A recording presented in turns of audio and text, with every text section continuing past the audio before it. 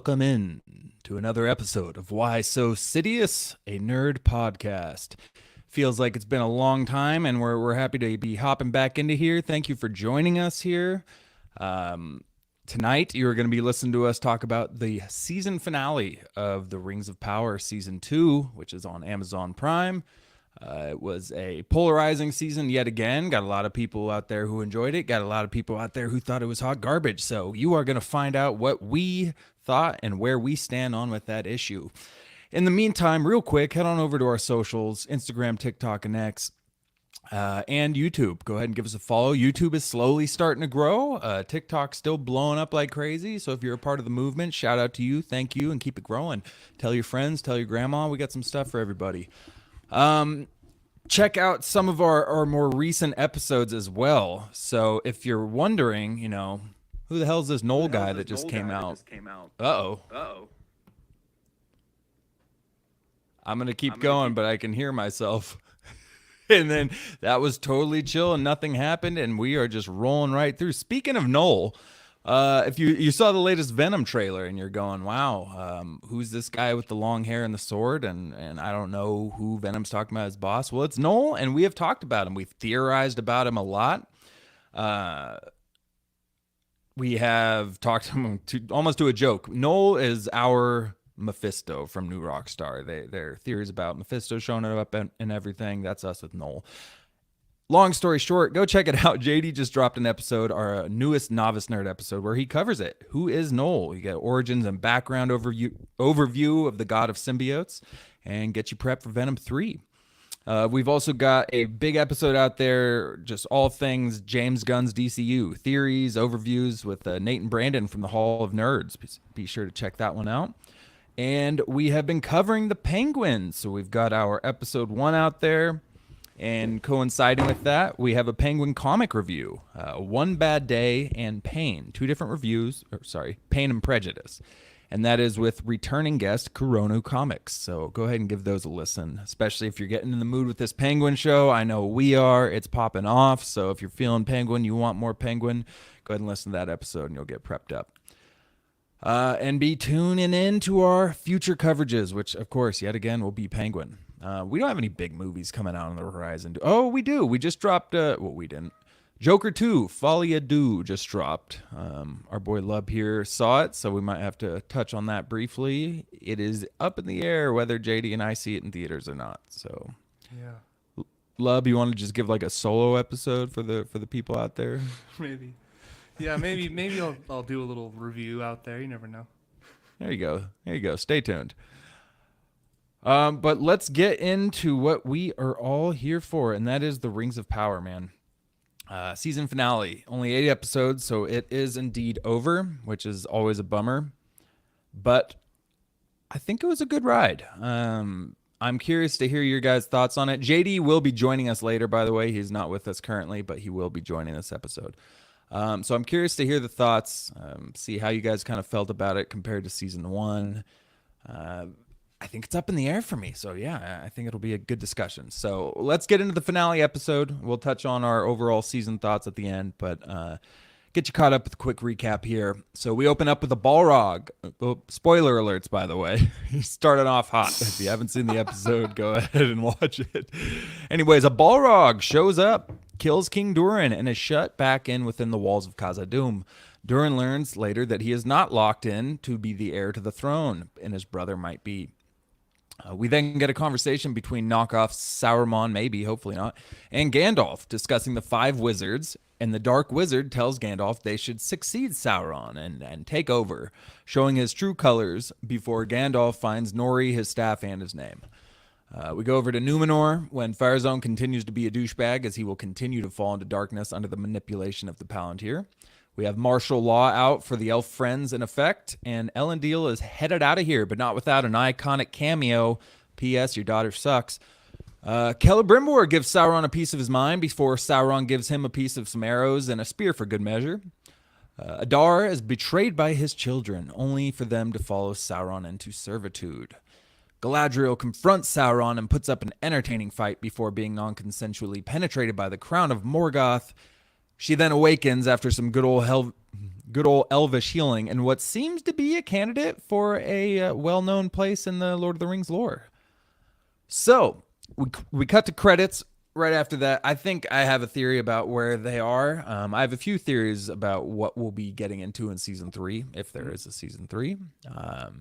Which, speaking of, have you heard the? Oh yeah, I think we talked about it, right? Like Yeah. it might not be continued. Do we even have a confirmation for season 3 yet? I've heard Amazon is still confirming 5 seasons.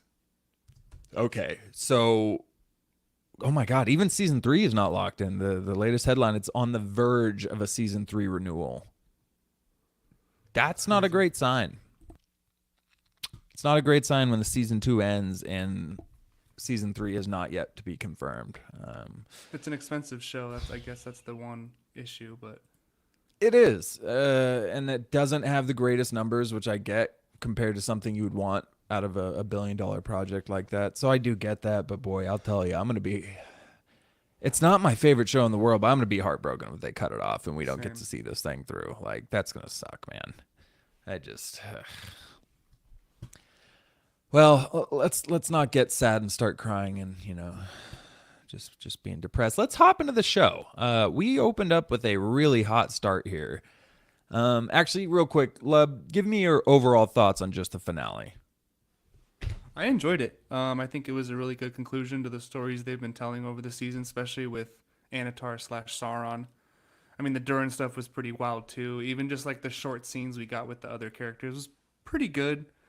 I mean, there's definitely some issues I have, but yeah, I overall really enjoyed it. Straight up. Okay. I think I like this one more than the last episode with the massive battle and everything. I just thought there was a lot more substance to it. It felt. I didn't really like the stranger part of this episode, but like you said, I enjoyed Durin's brief thing. The Balrog thing did just kind of hit you right in the face. I mean, it got in there and it got out of there, and that was done. That was like a pretty big tease scene in the trailers and everything, and it was done in the first 3 minutes of this episode. But yeah, overall though, I really enjoyed the episode, and God, Charlie Vickers just absolutely killed it as Anatar/Sauron, as you said. I mean, just incredible. He's what made this season for me. So yeah, I thought it was a pretty solid finale. Let's talk about that Balrog. What'd you think of that scene? It was emotional. I mean, I wasn't tearing up, but it was emotional in the sense that, Durin and his father have not seen eye to eye for the majority of these 2 seasons. And he's confronting him in the mines and he's like, take it off or I'll take your hand. So he's like, I guess it was a good strategy to try and get like the emotions flowing. And you hear, because I have the captions on and it says Balrog growling. So I was like, oh shit, like it's coming. And it looked good. Like the CGI was really solid on the Balrog. It looked badass. I don't know if an axe work against it. Maybe you should have kept the ring on to try and, a little more power and destroy the ring with him. Yeah. And I also didn't know Durin had a brother. Yeah, that was news to me. I did not know he had a brother either. I don't know. I don't know because it's hard. There's so many Durins. I don't know that was in the book already. I don't know if that's a show original or if that's something that they Where the hell's he been? Yeah, I don't know. I don't know if he's somewhere else in Khazad-dûm because it's a bigger kingdom than the show makes it out to look, or if he's like with a different tribe. I don't really know. I don't know what to expect from that. So But it was cool seeing that he chose Prince Durin as his successor before he died, like kind of giving him that confidence he needs. Which they stripped from him later at the end, and because of course he was the only one who heard it. But yeah, no, that was tough. I mean, I get that in writing. Yeah, wait, hold on, don't jump off that. Get your signature. Yeah, the Balrog looked great. I'll start off with that, or the Balrog, however you want to pronounce it. It looked amazing. I'll give them that. I wish we saw a little more of it, but for what we saw of it, man, it looked incredible. Super cool to see. Yeah, it felt slightly rushed to me, just with immediately his dad kind of snaps out of it, takes the ring off, and charges and sacrifices himself. It was a quick turn, but I don't know. Yeah, I don't know why he was so willing to take the ring off that was possessing him that much like that, other than maybe, I guess, just love, and he was defending his son, and it overpowered the ring for a moment. That could be it. Frodo, struggled and fought against the One Ring and was able to, so it's not necessarily the fact that nobody can withstand it for 5 seconds or something, So I don't know. But I thought it was cool. But I don't get the brother thing. Obviously, I think that's going to be a season 3 plot point moving forward. Right. But I'm sure he's going to be an asshole too. oh, for sure. Yeah. I mean, there's no doubt in my mind about that one. But yeah, I guess we'll see. But we saw later in that scene, this is after the Balrog, but whatever, we're talking about Doran, when he's told of this and his wife says, it's your brother or his dwarf companion who told him it. He looks at the ring. We get this shot of him looking at the ring there, and so it's like, oh, is he going to use that? Right? Yeah, I think so. It just focused on the blue. I think, where the blue is just so massive that it stands out from every other one. But it's like, okay, so is he going to destroy them all, or is he like, I got to wield this so I can take the throne and have the mountain? Like, so that was an interesting little shot. I think he is, because they did that scene with Disa earlier in the season on purpose where she says, "Promise me you'll never wear a ring," and he's like, "Yeah, I won't do it." So it's like, yeah, he's gonna have to. Like, he's gonna. Yeah. He doesn't want to. It'll be like his last decision, his last fight. Put that ring on. Right. Well, especially after you saw, and man, that was so emotional. In the last episode and stuff, him seeing his dad and like pleading with him to take the ring off and whatnot. It's like, man, it's like watching your family go through drug addictions, but to just a whole nother level, And it's, they got the point across. And then they completely switched roles to where Durin was the one who wanted to keep digging, wanted to help the elves, wanted to find more mithril and gems, and now they're totally switched around, Yeah. It's interesting how that works. But yeah, that was pretty much it with the dwarves for this finale, right? I mean, they show up later in the battle, obviously. Doran doesn't, and his homie says the prince is grieving. Yeah. Which I thought this whole thing was going to be the strife that drove Elrond from liking dwarves. I thought it would have been this, like, oh, Doran didn't come through when he told him he needed to. The elves got wiped out, and now this is why Elrond in the trilogy says dwarves are greedy and don't care about anybody but themselves. Like, I figured this was it. Really? And then he says that in Rivendell. He says dwarves are greedy. They care nothing for others except for themselves and their gold. Like, he does not like dwarves, and so something has to happen between these two. I thought it was going to be it, but I think they covered it with this one. They showed up. They were late, but they kicked some orc butt, and he told them he was grieving. So that was about it for the dwarves on this front.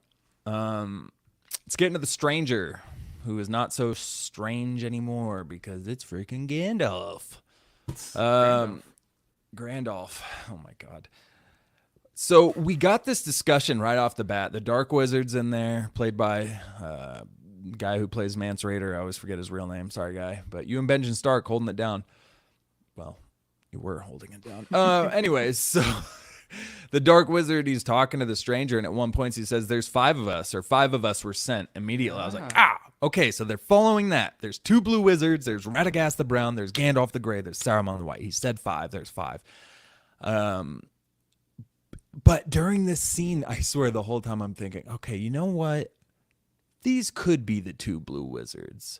I know he had Gandalf lines at the end of season 1, but by the end of this season, there's been at least 3 or 4 different characters who have ended up saying exact lines from Gandalf in the trilogy. So at that point, it's like, okay, well, I'm going to think maybe they both could be blue wizards. It's too soon for Saruman to have turned at this point. Like, it kind of ruins the whole aspect of the story in the Fellowship where Gandalf trusts Saruman until he learns of his betrayal. Like, that whole thing. Like, Saruman and Gandalf need to be, like, homies when the events of the Fellowship of the Ring start. So it kills that plot point right there. And then as soon as I was writing that in my notes, the halflings start calling him Grand Elf. And I was like, oh, you gotta be kidding me. And then the next one calls him Grand Elf again. I was like, all right, never mind. He's Gandalf. And he even gives that look up. He looks up like, oh, Grand Elf. Oh. That's kind of a cool name. Yeah. He even says the Gandalf. That's what they're going to call me, isn't it? Which is literally in the Two Towers. He says, Gandalf, that's what they used to call me, isn't it? Like, chill with using exact lines from the trilogy. We get it. Like, you don't That's have from to the keep movie. doing this, dude. Okay, so I will say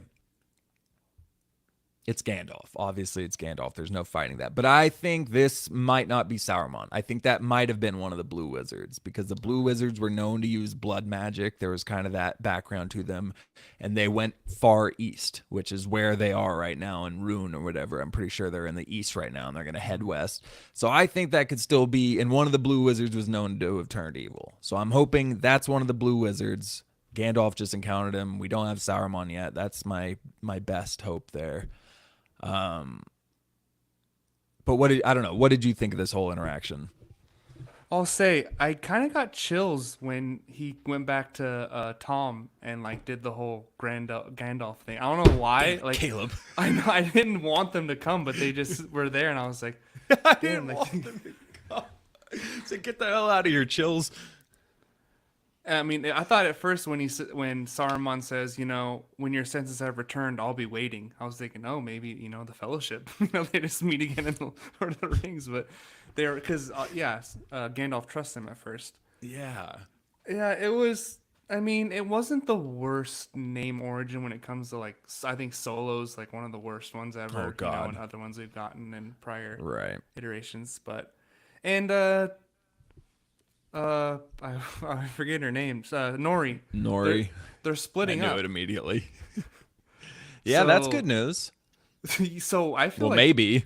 I'm wondering if they're just gonna be like out of the story in season 3. Like the Harfoots have not been getting good ratings, and they're just bye. Good luck being hobbits one day. I tell you what, if we get a plot point in the storyline in the next season where it's just them and no stranger again, and it's about the origins of the Shire, we'll be pretty pissed off.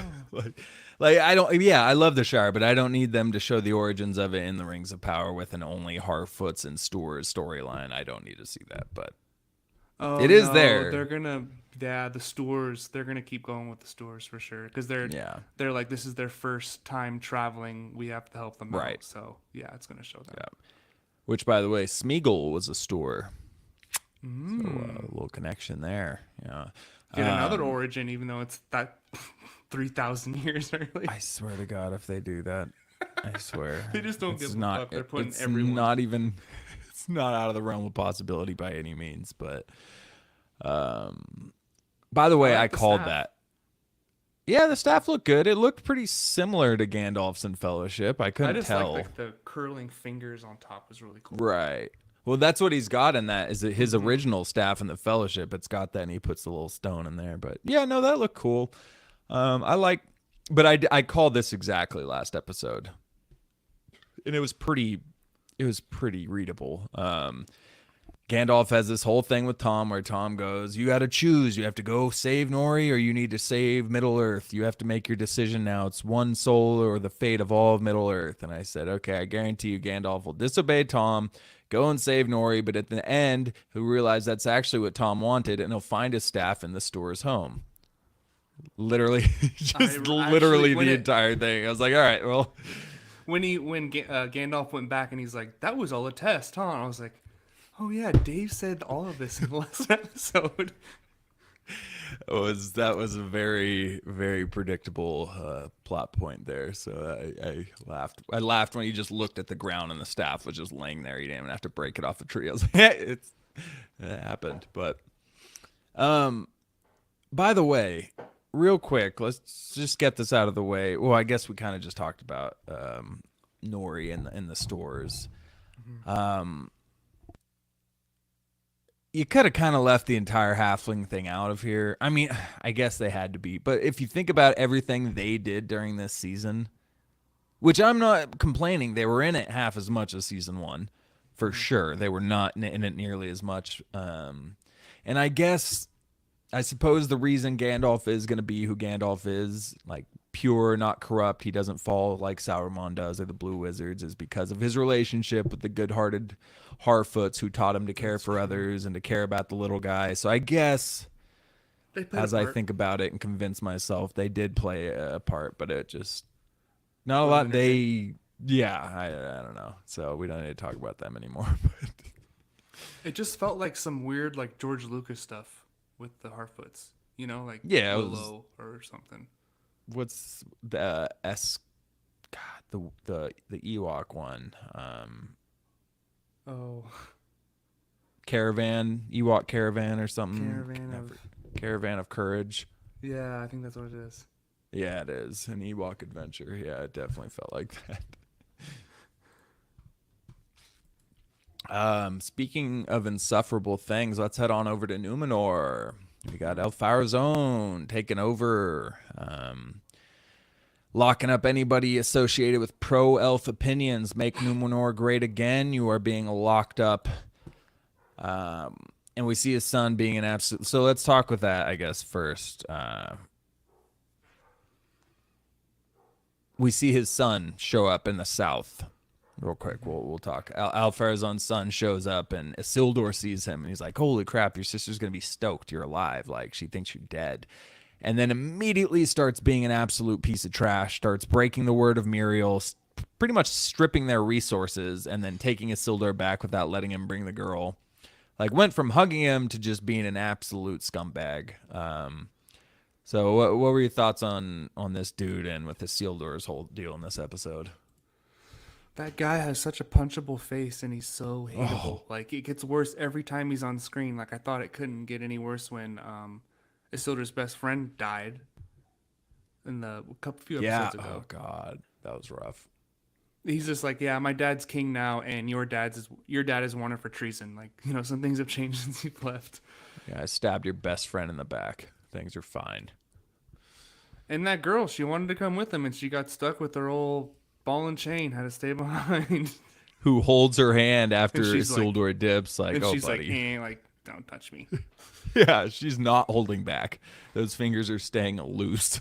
Like, And at first, I was thinking, okay, when Isildur comes back to Numenor, it'll be a nice reunion with his dad. And then you see his dad riding off from Numenor. It's like, oh shit! So they're not gone. So maybe that's a way for Sauron to corrupt. Does Isildur get the ring, or does his dad have it first? no, his dad dies. Well, spoiler alerts. His dad dies in the same battle as Isildur takes off Sauron's hand. Okay. And then I'm pretty sure in that point, that's the first time Isildur actually wields Narsil. I think he picks up the sword because his dad just got killed with it. And then he takes off Sauron's hand when he's sitting there. So I think that's the case. But yeah, his dad dies in that battle. Spoiler alert for the series finale. Yeah, sorry. But it's in the prologue. If you've seen the movies, it's the first scene. So they'll run into each other again somehow. But God, I hate that guy so much. And he says, if you guys cut down the trees, there'll be timber for food. They're only trees. It's like, they're not only trees, man. Like, you don't mess with the trees out in those forests because they will come back to kick your ass. Their thumb's going to mess up your insides. You keep talking like that, buddy. Right. I freaking hate that guy. And real quick, we'll finish off the Numenor here, and then we want to bring in JD because he has joined us here. The beautiful Jeremy Dar has made his way. We said he was coming. We weren't lying. Why do you think we were lying? Yeah, he's done and he's ready. So I think you're muted. You trying to speak to me, dude? No. I was muted. I was waiting for an intro. Well, you know what? Let's do it. I want to talk about this part of Numenor with you here, anyways. So, we I want to get your overall thoughts on the finale episode, and then a couple key points. So, what was your take on this finale episode, JD? I liked it. Yeah, it was good. It didn't feel like so much of a season finale, though, right? It didn't seem like anything really like a lot of climactic stuff happened, but it wasn't like It was more Game like of the Thrones stuff. final episode of a season. Like, I guess kind of. Game of Thrones kind of does their finale shit in their penultimate, and then they Set up.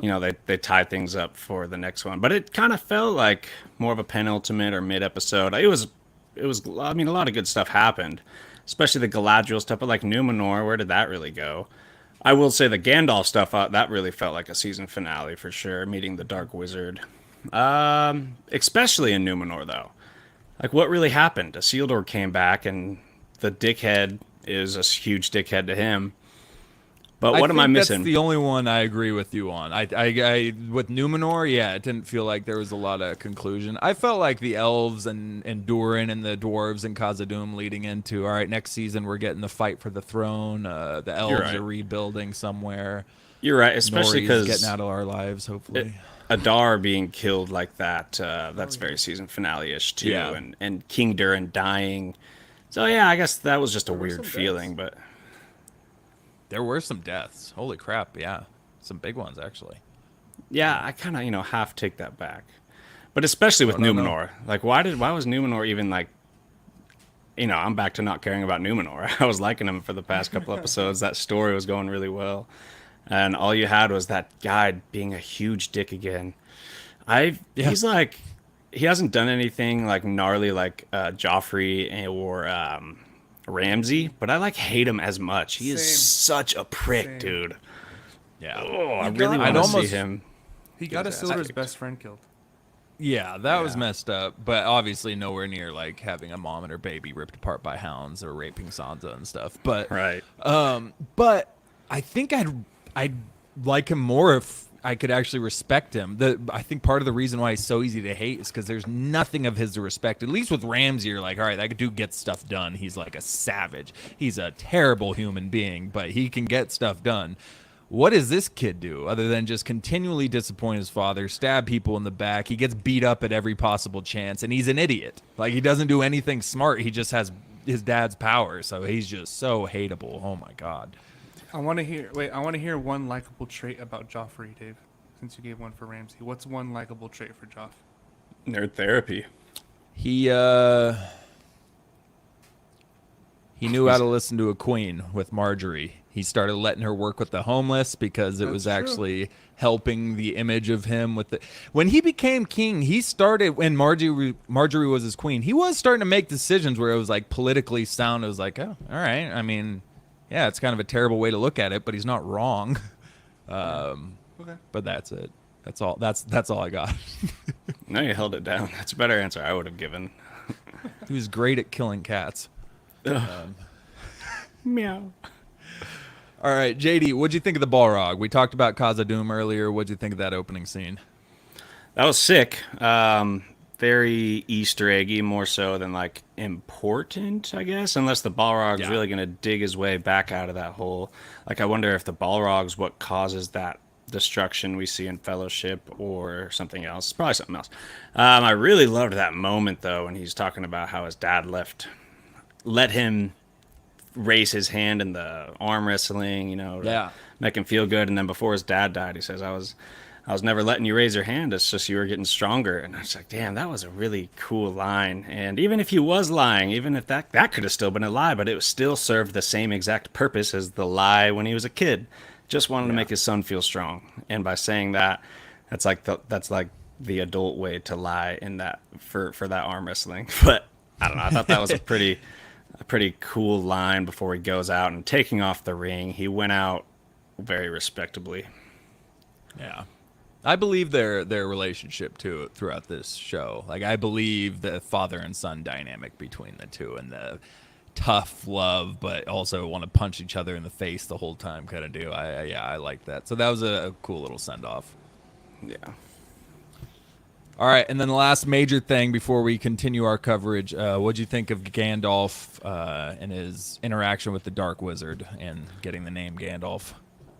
I didn't love that interaction with the Dark Wizard. It didn't feel all that important, and the Dark Wizard turned on him so quickly and like was so theatrical about what he did. I don't really understand his motivations, and that's a problem. And he just starts taking down this mountain. To what purpose? Was he trying to kill them? Because if he really wanted them dead, I feel like he would be able to get that done pretty easily without such a weird theatrical way of doing it. Was he trying to stall them? If so, why?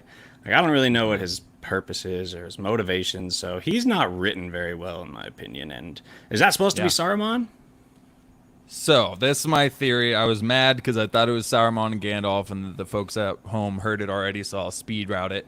I think it could be one of the blue wizards. There were 2 blue wizards. One turned evil for sure, and they both went out east, where we are right now in Rune. So I think it's Gandalf, but I think maybe this is an encounter with one of the blue wizards, so it doesn't ruin the start of the Fellowship when Gandalf still trusts Sauron. So that's what I'm hoping. I think it's a blue wizard. Good. I hope And it is. he, Yeah. he I was hope it's written not. bad. Like the dialogue, I mean, the whole kind of thing, it felt kind of out of place. Like the did. tone of it. Yeah. All right. Well, let's hop back into Numenor real quick. We talked about Isildur coming back. Muriel sends Elendil off to escape and to fight another day. And I don't know if you guys picked up on that cameo, that little Easter egg drop. I keep saying cameo. It's not a person, but it kind of is. That Easter egg, which I theorized last season. I saw it in the background. I said, I think that's the Flame of the West sitting in the back corner up there in the tower where she was reading the Palantir. And sure enough, she gifts Elendil the sword Narsil, the Flame of the West, the sword that Aragorn wields in The Return of the King, the sword that Isildur wields when he cuts off the fingers of Sauron. Spoiler. And she called it that. She gave it and said, this is Narsil. And I got stoked because last season I was just going off about how it's got the same pommel. I think that's the Flame of the West. Like, that's it. It looked like it, except it's got a white handle, which honestly looks a little more clean. Newer. So I when she said Narsil and handed him the sword, I kind of jumped down in my chair a little bit. So I got my nerd juices flowing. I didn't notice. Same. I don't like you guys, but we'll continue. Anybody out there in the chat, if you notice and you're not a scumbag, go ahead and leave a comment. Tell us if you saw the sword. It's that one sword. For Frodo, yeah. Who the hell is Frodo? I thought that was dope, though. But, yeah, I agree with JD. The Numenor plotline stuff got me into being totally into it, back into like, all right, Elendil's gone. I don't really care. I don't want to watch more. I'm not interested in Al Farazone. I'm just not interested in this dude. Unless he becomes one of the 9. I don't care much. So, all right, let's head into the meat of this episode. Sauron, Adar, the elves. We enter back into this thing with a dope one-shot, like a 90-second one-shot, going over the walls of Eregion, showing the fall of Eregion. And it was a beautiful one-shot intro into it. Like, I thought it looked freaking amazing. Dude, the elf that like slides down the roof and like starts killing a couple people, then he dies. But for a second, I was like, "Damn, this elf's badass!" And then just, is that Legolas? Down. Oh, yeah, right. No, that was sick. So I loved that part. And then we get into Celebrimbor in his tower. And this scene between him and Sauron was pretty intense. I really liked it. We get Celebrimbor's last words towards Sauron being just filled with resentment, but you can tell he's trying to wound him. And he does. You can tell he gets under his skin because Sauron has like complained about how Morgoth treated him like, you know, a slave and yada, yada, yada. He wanted to control and rule everything. I want to perfect it. And Celebrimbor was just calling him like the shadow of Middle-earth, calling him, you're so manipulative. You believe your own lies. You're pure darkness. You're not helping. Like, you are evil incarnate. You're every line he had I freaking loved until, like, he says, you're a prisoner to this ring. Yeah. Like, you think this is your power, this is your prison. And then the goofiest title drop, you are Sauron, Lord of the Rings. Hey, that's the name of the movie. Hey, that's the whole scene was great for me except for that point. It was like, oh, I guess we 9 companions make up the Lord of the Rings, the Fellowship of the Ring Extended Edition. Like, that was just so over. You didn't need to call. I don't know. I just that stuck out glaringly to me in this scene, but every other aspect of it was sick. So I don't know. Love, what'd you think of Celebrimbor and his death scene here? I'm sad I lost my boy. I'll be sad to never say that name again. I do love saying Celebrimbor. Celebrimbor. Nice name, Celebrimbor. And like just a brutal form of torture by just like slowly shooting him with arrow after arrow. And he says, you know, there are ways of keeping you alive. Like I can, you know, like there's not just these arrows. I can keep you alive no matter what. You could probably bring him back as a zombie. It was dark, but it was also like the culmination of this story that we've been following the most closely the entire season, you know. And when Celebrimbor dies, you see Anatar crying, and at first I was like, is he sad? Like, is he? I mean, because he did. It seemed like he liked him in a way, but he was also playing him. But I think he's sad that he lost his greatest weapon, his greatest, blacksmith tool. Yeah, like, so he's probably sad in a very egotistical way. It did feel genuine though, right? When he was like, a pity that it'll be over after this, Yeah. And Celebrimbor is super awkward, like, yeah, totally, bro. Yeah, I'm gonna miss you.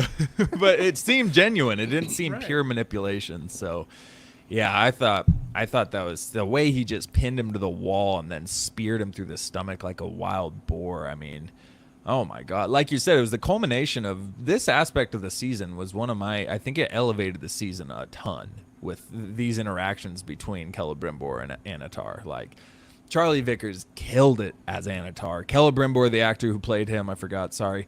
There were points where it was hit and miss in season 1, a little bit season 2, but man, he had some powerful scenes. So I just loved it. JD, what'd you think of Celebrimbor's death here?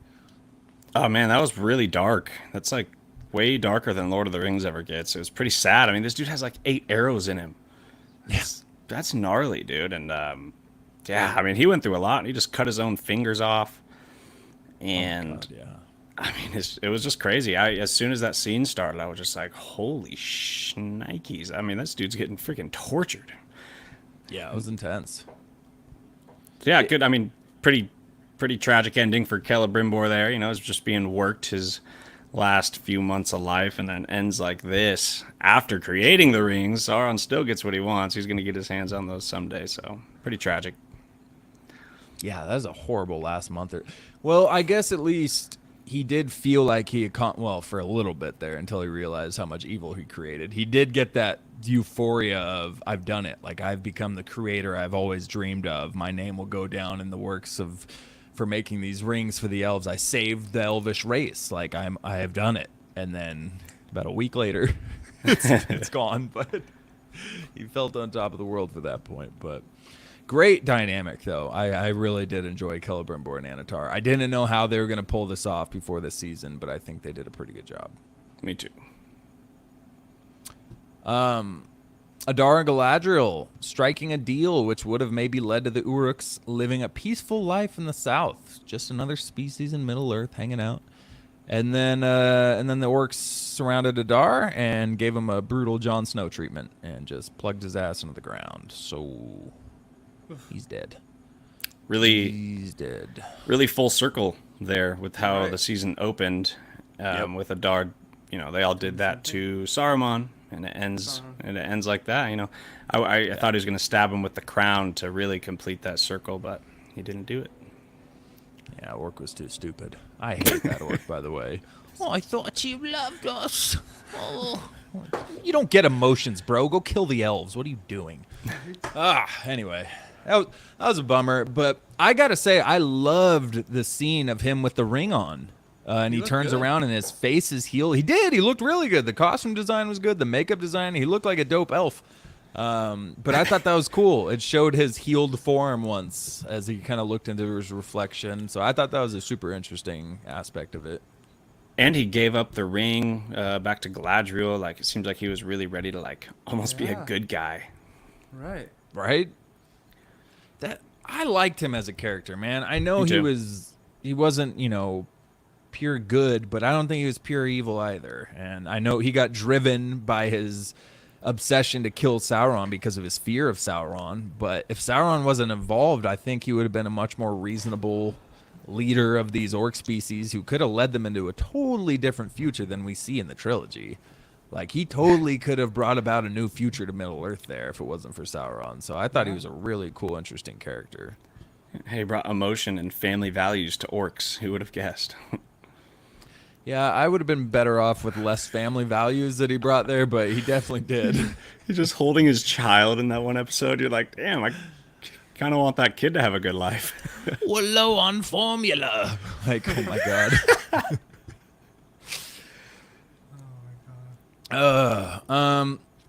And then rolling right out of that was Sauron versus Galadriel. JD, what'd you think of this fight scene? It was sick. I thought it was really climactic. I love the score behind it. And Galadriel's facial expressions, the actress did really good portraying just like, that heat of the battle emotions. And she knew she was scared. She could see fear, but you could see like a ruthless.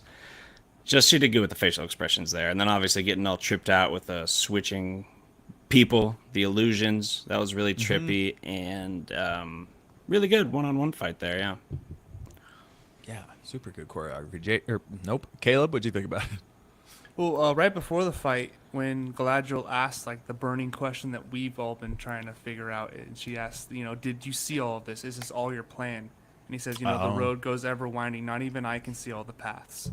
So he does have to make adjustments on the fly when things, go awry. But he does have this grand plan. But it was kind of cool to know that like he doesn't just see the future and like know everything that's going to happen. Like he does have to make moves. But that face-off was cool. Like the sword and crown kind of like adjustment where he like puts it to the side and puts it over to her neck. Like that was so sick. Yeah. Like believable too. Like he was using a crown as a shield and a parry tool, but like it worked. It really worked. God, the choreography, it was so smooth. It felt like it wasn't clumsy, like just, it was an elf swords play with this dude. I was just beautiful, super unique. And he walks behind the rock, turns into Halbrand to like to kind of break down, and then he turns into Galadriel, which was kind of sick, and they fight each other. Yeah, had a little vision on vision fight there. He did turn into Halbrand, but I don't know what it was. He looked very different. Yeah. Like, I could only tell really because of his armor, right? Yeah, I think he had like curly hair this time. I don't know. He looked very different, and I had to check a few times to make sure. Is that Halbrand? He's just pulling like Super Saiyans. He just changes his hair color to show you his evolutions. That's how he's building up. He got the Galadriel with the blonde, and then no, that was sick. And the dialogue in between this extremely fun sword fight to watch. He goes, "To find the light, we must first touch the darkness," which is the line that Galadriel's older brother said to her in the prologue of season 1, and she's touching the darkness right now. She had to because she's kind of been jacked up ever since what happened in last season. Like she can't trust her own feelings. She doesn't know whether she's listening to the ring or the ring is controlling her. She's obsessed with Sauron's manipulation and stopping him. And this interaction with him was kind of like her touching the darkness to find the light, because she comes out of this somewhat healed, and it's going to be leading into the Galadriel we see in the trilogy. So I think this fight with Sauron and facing off with it was almost healing to her, ironically. And then bam, she gets stabbed with the crown of Morgoth. Frodo knows exactly how she feels like, and they said like that crown's got dark magic power to it. Like there's power in it. So I think it was the same thing. I think if they didn't have the elvish healing, she would have died from being poisoned from whatever it was that stabbed her. So I thought that was cool. I thought that was kind of interesting. They just left her like that, though, right? He just dipped after that. I think she just dropped to the ground and Sauron just walked off. Classic Obi-Wan. You're my brother. Finish the job, guys. Finish the job. But that's the thing, again, and I like this part of the season because just like you said with Celebrimbor, I feel like there's a part of Sauron that likes Galadriel and wants her to survive, and he does feel a connection. Yeah, outside of pure manipulation, it felt like he did feel a connection, and Sauron is not one who has a lot of connections going through this lonely life of his, and he's abused. He's an abuse sufferer from Morgoth, and they just made him complex in this season a lot more than I've ever looked at him, but in a good way. Like, I don't think they've ruined the character by any means. I think they've done a really surprisingly good job with Sauron. That would have been my biggest concern going into this, is how they treated Sauron, and props to them, man. Yeah, 100%. I think they're nailing it. I think if they keep doing it like this, he's gonna be in the top like discussions of some of the best villains on screen. If they keep going this way. Yeah, I hope so. Charlie Vickers really deserves it, because he's hit these different points. Halbrand was a totally different person, and I just can't get over how well he did it this year. And like the legend is already established, so meeting that, like how they're, the big shoes. So how they're developing it, it's really working out, dude. And since the legend is already established, that's why I'm saying like he'll be one of the best of all time now that we see him on screen, how he's manipulating things, and the fact that they're doing it really well. Yeah. I can't wait to see him manipulate the men. I It's can't, gonna be dude. so much fun. Baby. I can't wait to see him like go full on Sauron mode, like put the whole, when we think of Sauron, we think of him in the crown and whatever the hell he's wearing. Like, Oh God, yeah. I can't wait for the full Sauron transformation. Since they're doing it so well, I'm really hyped for it, and I think they're gonna do it well. Dude, we have to get that, right? If we do, in fact, make it to season 5, we have to get full Sauron for a season leading up to the battle and the prologue of the Fellowship. Like, we have to get that, right? I feel hope like we get that's the a battle. requirement. I hope we get the I battle. hope we do, too. Well, we talked about this earlier, JD. I don't know if you've heard word, but it's not a for sure thing that this series is going to finish. Season 3 has not even been greenlit yet. It says it's on the verge of being approved. But typically, by the time a season ends, the next one has been approved by this point with successful franchises. And there's been a lot of talks that it might not finish to season 5, which would be crushing, as we were talking about earlier. But yeah, it's not a for sure thing yet right now. So it kind of sucks. That does suck. With how pumped I am how they're developing Sauron, like I would hate to see Right. that end. I would hate it. This season has a better reception, though. I would hope that goes into their decision and seeing like, yeah, this is going somewhere. Fans are really starting to like it. It's Yeah, I would so on hope Rotten so. Tomatoes, Yeah. The Rings of Power season 2 is 84% from critics and 59% for fans, What? which is, I mean, Wild. it's probably a lot of review bombing like the first season got. Right. But 84 from the critics, I feel like that's good enough for That's pretty another good. season. Yeah. Yeah. What was season 1's? Let's see here. See, it gets it first. Oh, 83 from the audience, or 83 from the critics, and 38% from the audience. Oh my god. That is review bombing for sure. Yeah, that's ridiculous, bro. But that shows improvement on both fronts. Yeah, right? And season 1, 150 million viewers for season 1. Oh, it went down. But since it debuted, so that's counting everything up until this point. Okay. So I don't know how much it had right off the bat, but season 2 has 55 million global viewers since its launch on August, which is an increase. Oh, here you go. That's an increase of only 15 million viewers since the total of 40 million that the company reported 11 days after launch, meaning it's slowed down a lot after the first 2 weeks. We'll see. We'll see. We'll have to see. I don't know. I'm not a viewership scientist, but God, hopefully it goes through. Those are things. Yeah, that's a good job to have, I heard. It wouldn't be bad. It wouldn't be bad. So very end of the episode here, Galadriel wakes up next to Elrond and King Gil-galad in a sanctuary, and I think this is Rivendell. I think this is going to be the future site of Rivendell. We had the waterfalls there. Elrond's home base is Rivendell, and he was there with them. I think this is about to be Rivendell.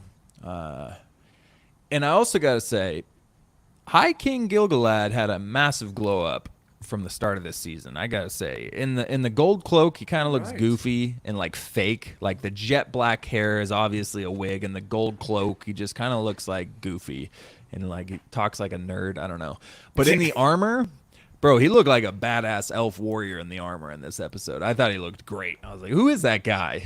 Like, he looks sick.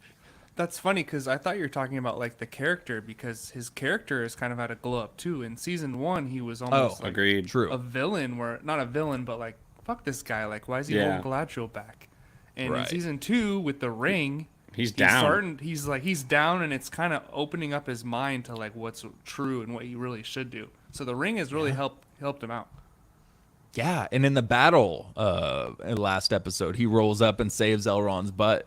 And Elrond's like, "What are you doing here? You shouldn't be here." And he goes, "A king is where he's most needed," or something like. He had some line, I don't know, but it was like he was Right. stoked to be on the battlefield and stuff. Yeah. Yeah, I like him way more. I'm actually interested in him next season. Yeah.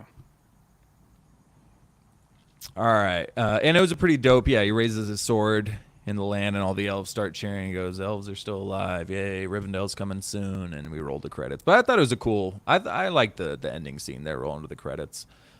So you guys have any other thoughts on the episode itself before we quickly touch on the season? I got a little bit of Return of the King vibes at the end. They kept doing a new scene Hella to endings. end it. Yeah, a ton of endings. It's so like, why do they do that? It's all right. They though. absolutely did. And cut to black. And cut to white. Like, just end the show. Okay. So, overall thoughts on the season here.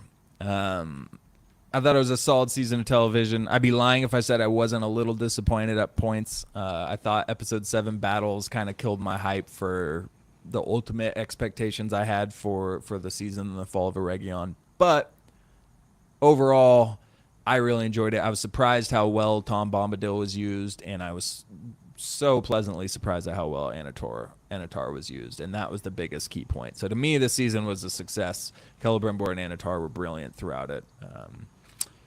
So my rating is an 8.9. Ooh. Caleb, overall thoughts, rating? Yeah, I feel like they might have dug themselves into the hole slightly with such a big cast. Like Game of Thrones pulled it off in the first few seasons, but I feel like there's just too many stories to tell. And like Arendir, what did he do this season? He was a great character in the first season, God. and Yeah. he didn't do anything really. He just kind of showed up and kind of snuck around the battle, and he was just like a side character. And I know the Stranger and Nori weren't our favorites, but they were barely in it. He was just like a 5-minute scene here and there until the finale. And Theo, I mean, we all hated Theo, but Theo was literally like wiped from the script this season. No, which is pretty no. good. That was Yeah. fine. Yeah. Intentional, strategic, smart. But I still love Galadriel, Durin, and Elrond. And the Anatar, Sauron, and Celebrimbor definitely did the heavy lifting this season, which was amazing. It was peak storytelling. And Sauron definitely earned the name of the Deceiver. And R.I.P. to Celebrimbor once again. Ring the bells for him and Adar. So yeah, I mean there were some issues. I think I like season 1 more. Wow, okay. Because it was like, season 1 was so good, especially the last like 3 episodes. And this had a good ending to this season 2. So I have it rated on 8.6, which is a little bit lower than, but it is above House of the Dragon season 2, which, cause if you want to get into that discussion, I think House of the Dragon, the episodes were just off, where the best episode was like episode 4, and then the last 4 were like let's get something else going on here, and never happened. So Rings of Power at least delivered in the end. Straight up. Wow, there you go. All right, JD, top that. What do you think? Rating, whatever. Did it beat House of the Dragon? What do you got? I don't know if it beat House of the Dragon. I think it did, because Sauron's the guy here, dude. Like, them doing so well with him really is what I love so much about this season. It's tough to rate because some of the side stories don't work. Like, even the whole Gandalf story didn't work for me the whole season. It wasn't interesting screen time.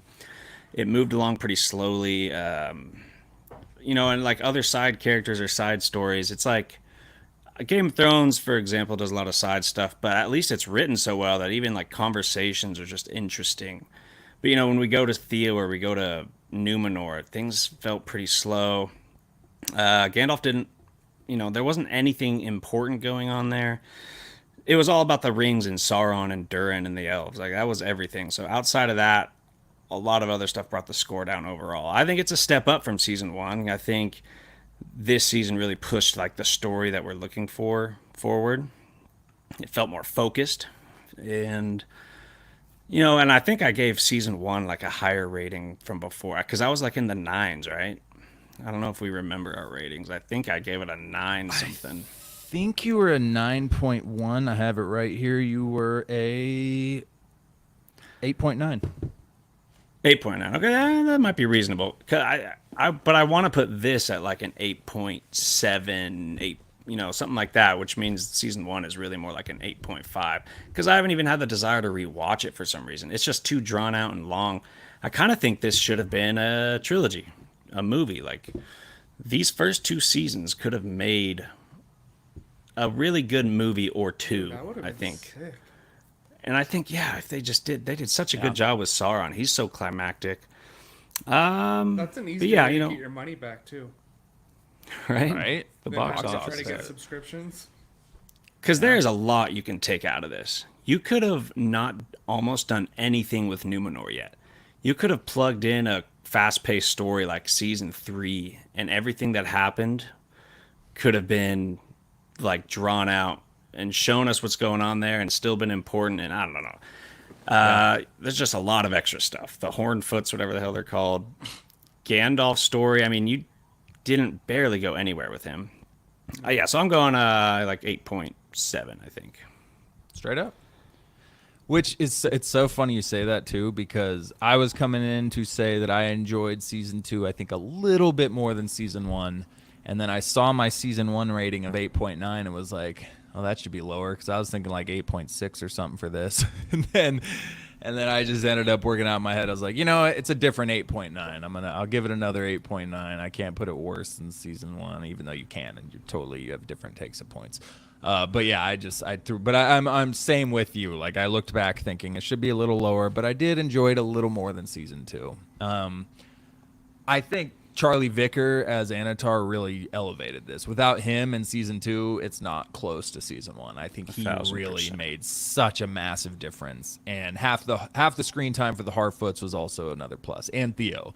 So I know those were kind of negatives as they wasted plot points that didn't really go anywhere, but I just appreciated the lack of screen time in general. So I guess that helped my overall happiness with it. But it's hard to compare to House of the Dragon, because like JD said, they have more side stuff. They didn't get a lot done in season 2. God. But House of the Dragon. But it was still interesting. But I would still prefer to listen to Eric talk to Rhaenyra or something way more than anything going on with the Harfoots or Theo or Numenor, any of that stuff. I'd rather get a side conversation between Aegon and a whore. Like, I don't know.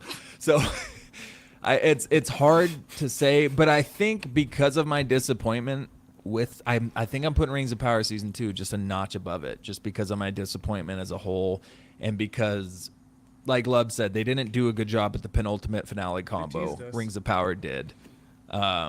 What? They teased us in House of the Dragon. Yeah, they teased us, and you took one of the most beloved characters and you sidelined him for the entire season.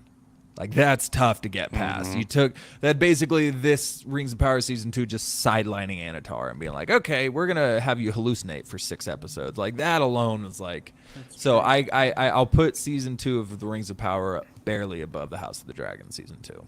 Yeah. Same. Dude, when you end season 1 with a full-on death of someone's child, you expect death and destruction and dragons fighting probably. And then, we won't get into it, but God, so disappointing. I would rate episode 4 of Rook's Rest. I would rate that higher than anything in Rings of Power. Yeah, agreed. That was insane. So, but That the season episode as a was whole incredible. doesn't match up. Yeah, but then, outside of that, though, I think I'd take these last 2 episodes of Rings higher than the next level of House of the Dragons episode of that season. Like, I really enjoyed these last 2 episodes of Rings. So, yeah. So, real quick, any expectations with season 3 you guys have? Anybody want to fire it off first? Anything? Ooh, I'm like, I don't know. They had such a good focused story with Celebrimbor and the rings, but now that the rings are created, we're not going to get that. It'll be something completely different. So I'm thinking we'll get a lot of Numenor, and probably a lot of Gandalf. By the way, I also wanted to make the point that, like, Gandalf freaking stopped these mountains of rocks. He created a tornado, and it always bugs me. Like, I don't understand his powers at all. And then in Return of the King, he was fighting in that war with a stick, like hand-to-hand combat. When you should have thrown a wizard in there doing dope wizard stuff with his powers. He's an old man. I'm not picturing him fighting. I'm picturing him conjuring spells. And when you go from holding up mountains to just like hitting people with your stick in this giant war in Return of the Kings, like, I want to know his powers, and I want to see those. I would have loved to see those kind of powers during this full-on war. I don't know how wizard, because I get it, he's getting a lot older, but it's a wizard, man. Your spells aren't getting older. If anything, you should be getting wiser and better at spells and like doing cooler shit. Like, fucking, what if he brought he's the white lightning now. down? Dude, what if he brought lightning down on that army in Return of the King? Just stuff like that, or his little tornado that he did this season. Like stuff like that would have been sick. So Like the ladders mounting the walls of Minas Tirith. Knock one over real quick instead of waiting for them to get on the wall and whack them with a stick. Like, yeah, I'm with you there. Lab, were you saying something? Sorry, I cut you off there. No, I was gonna make a joke, but it was dumb. Oh, timing's off now. All right. Sorry. We missed a good joke. All right. Well, Lub, you have any expectations of season 3? Well, I want to see which men get the rings and the dwarves. So if there's this kind of civil war going on with the dwarves, I feel like there's 7 rings just sitting there. You know, they're obviously going to get passed out at some point. And the men, so we have Farazone, Theo. You know Theo's getting a ring somehow. You know he's going to get his little grimy hands on one. The Witch King. Yeah. And Isildur. So maybe if Isildur comes back to Numenor and his dad's not there and all this shit's going on, he'll be more susceptible to Sauron's deception, you know? Yeah, but he shouldn't have a ring. That'd be a pretty change. Because he gets the 1 ring at the end of it, but he doesn't get one of the 9 of the... Yeah. He takes the 1 ring off of Sauron, but he didn't... Because if he had one of those 9, he wouldn't have been fighting in that war. That's true. He would have been a bad guy. Right. So, yeah, I don't think he will. I sure hope they don't give it to Elendil. But, yeah, I will say I was with JD as the fact that the biggest part of Sauron's thing here is kind of done. You know, we have the conflict with Durin's brother for the throne, maybe some more Game of Thrones parallels, politics and stuff, trying to claim the throne. But yeah, I do agree. There's some stuff, finding the 7 dwarves and finding the 9. I think finding the 9 is going to be dope, and I'm sure we'll see Sauron building up Mordor to form his true fortress that we'll eventually see. You know, we still need the Tower of Barad-dûr and all these other things, and the Black Gate still needs to be constructed. So there's a lot of cool stuff to happen there. And the one ring to rule them all. Yeah, well, so that's the other thing. I think he's going to be finding people to wield his rings in this season. I think maybe at the end of season 3, it teases. I think you wait longer. Yeah. Or mid season 4, and then season 5 he first wields the ring, and we get Sauron with the 1 ring for the entire season leading up to that battle. Come on, so that would be freaking sick. So yeah, I don't think the 1 ring is going to get much play in season 3. Maybe a tease at the very end. And I think Rivendell will be constructed. I think the elves will maybe help the dwarves in their issues of finding a successor to Durin. I don't know. But I don't know what's left for the elves other than building Rivendell at this point, and for some reason finding a reason to hate dwarves. With Numenor, you know, we still have to see the fall of Numenor, which is a pretty big event, and it's pretty wild. So maybe the elves get involved with the Numenorians who are still faithful to the elves, and they go, hey, we need to help save this city, where this scumbag is using a Palantir to, you know, take over, yada, yada. So we might get some elves Numenor conflict coming, yeah. Farazone is definitely responsible for the fall of Numenor. Absolutely. Responsible. Guarantee you he's going to be the problem. Him and Sauron. Lock. Locking in. Yeah. So, and then for Gandalf, I don't really give a damn, to be honest. Maybe he starts getting ready to hunt Gollum. I don't know. I don't know what he's supposed to do. He's not supposed to be here. That would be funny if they set up the hunt for Gollum movie. Oh my God. Well, maybe he'll find Sauron. Again, you've already broken the lore. I guess you can bring in Sauron now, and maybe he finds a wizard who is actually friendly, because Sauron would be friendly at this point. He would be helping him out with stuff. Even in the events of The Hobbit, Sauron is saving Gandalf's life and doing stuff where he's like, he's a friend of Gandalf at that point. So he's got to meet him at some point here. But yeah, those are all my season 3 expectations, man. I just sure hope it happens. So we'll see. You guys got any parting thoughts before we close this up? Was anyone in the chat? Yeah, there were some people. I didn't say much. Looking at you. People.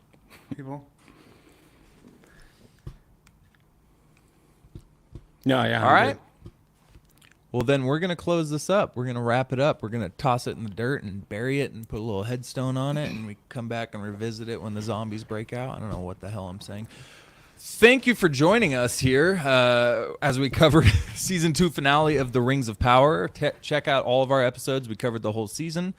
And continue to check out our continuing coverage of future projects. We got the Penguin. Joker might get covered at some point, months away. Who knows? Agatha.